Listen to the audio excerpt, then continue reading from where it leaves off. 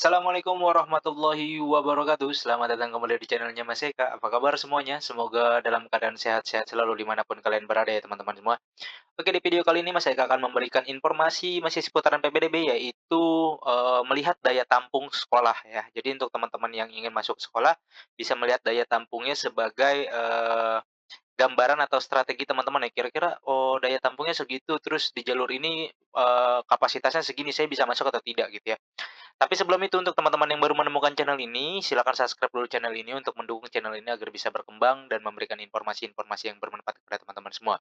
Dan untuk yang sudah men-subscribe channel ini, terima kasih banyak karena sudah mendukung channelnya Mas Eka. Oke, langsung saja kita ke website PPDB-nya teman-teman ya, tanpa banyak basa-basi, kita buka website PPDB-nya di ppdb.jakarta.go.id.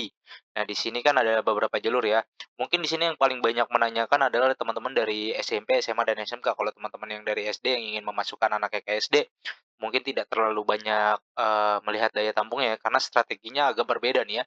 Untuk teman-teman yang SMP, SMA, dan SMK itu, di prestasi ini, itu nanti mereka pasti akan melihat, kuotanya ya, karena kuota dari prestasi ini berbeda-beda. Untuk di SMP dan SMA, itu jalur prestasi akademiknya berbeda dengan yang di SMK. Kalau di SMK prestasi akademiknya itu 50%, artinya kalau misalkan dia daya tampungnya 100, maka 50% di akademik itu 50, gitu. Jadi kan lumayan banyak tuh ya, 50 siswa.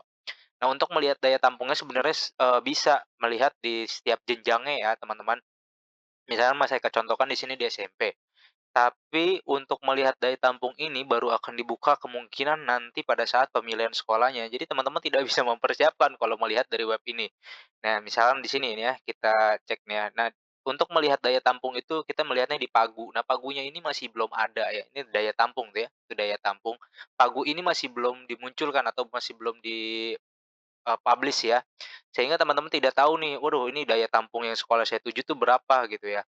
Nah, ini, di Keputusan Gubernur Daerah Khusus Ibu Kota Jakarta Nomor 441 Tahun 2022 tentang daya tampung satuan pendidik negeri pada penerimaan peserta didik baru tahun pelajaran 2002-2023. Jadi ini, keputusan gubernur ya, DKI Jakarta di sini tentang, daya tampung. Di sini tentang daya tampung, mulai dari SPS, kemudian TK, SD, SMP, SMA, SMK, sampai PKBM di sini ada semua.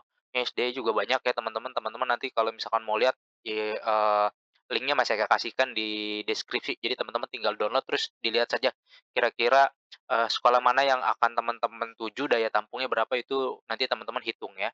Karena yang untuk di SMP dan SMA itu di jalur prestasi teman-teman semakin besar daya tampungnya, maka semakin besar juga peluang teman-teman. Begitu juga yang di SD sebenarnya, di SMP pada saat zonasi semakin besar daya tampungnya, maka akan semakin besar peluang teman-teman. Walaupun, diseleksi melalui umur gitu ya. Karena kalau daya tampungnya dia besar, umurnya pun akan lebih banyak atau orang yang masuk di situ atau CPBD yang masuk di situ pun akan lebih banyak sehingga variasinya itu akan lebih luas ketimbang, daya tampung yang hanya 64, misalkan didominasi oleh umur 7 tahun, ya yang umur 6 tahun pasti akan hilang. Kalau misalkan daya tampungnya itu sampai 150 atau 160, yang didominasi oleh umur 8 tahun 80, berarti kan sisanya masih 8, 7, 6, itu 6 tahun masih bisa keangkut. Jadi seperti itu. Semakin besar daya tampungnya, maka semakin besar juga peluang teman-teman untuk masuk.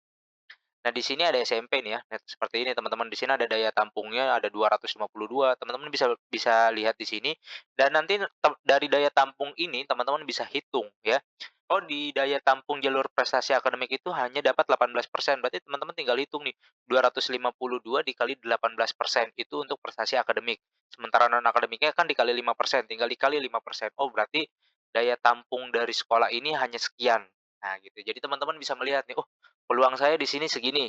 Wah, di sini ada lagi nih, daya tampungnya 396, tinggal dikali 18% untuk prestasi akademik dan dikali 5% untuk prestasi non-akademik, itulah daya tampung dari, sekolah teman-teman yang tuju.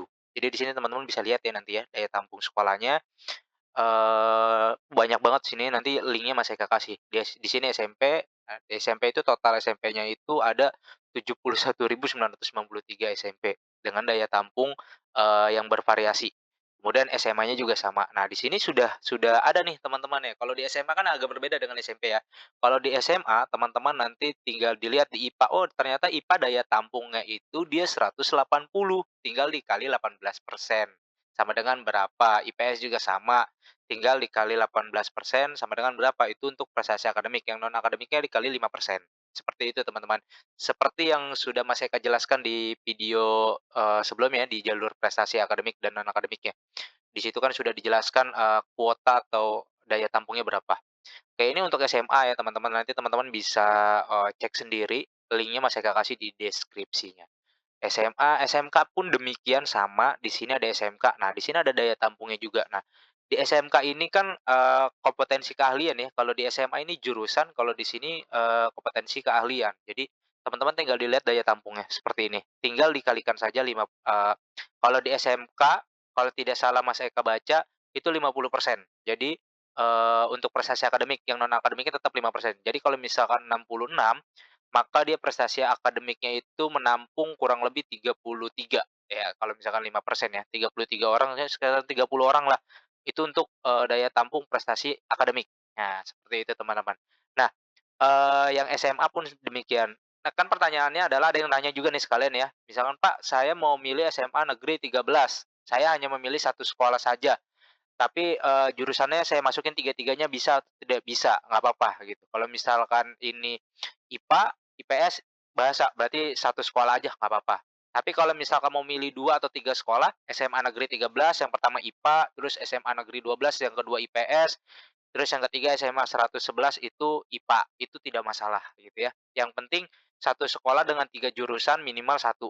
Ya, jadi misalkan SMA Negeri 113 minimal satu, terus maksimalnya 3. Misalkan SMA Negeri 113, IPA, IPS, bahasa. Nah, tiga-tiganya dipilih, berarti teman-teman sudah terhitung memilih 3 sekolah. Ya, misalkan nggak bisa begini SMA 13, IPA, IPS, bahasa dipilih, terus SMA Negeri 112 juga IPA, IPS, nggak bisa seperti itu. Jadi satu sekolah, satu jurusan itu terhitung satu pilihan. Jadi seperti itu teman-teman ya, untuk daya tampung dan pemilihan sekolahnya. Nah, linknya nanti Mas Eka kasihkan, itu saja informasi yang bisa Mas Eka beri untuk hari ini, untuk di video kali ini. Jika ada pertanyaan seperti biasa langsung tanyakan saja di kolom komentar, jangan lupa untuk di-like, di-share, dan di-subscribe channel ini agar bisa berkembang dan memberikan informasi-informasi yang bermanfaat kepada teman-teman semua. Terima kasih banyak teman-teman.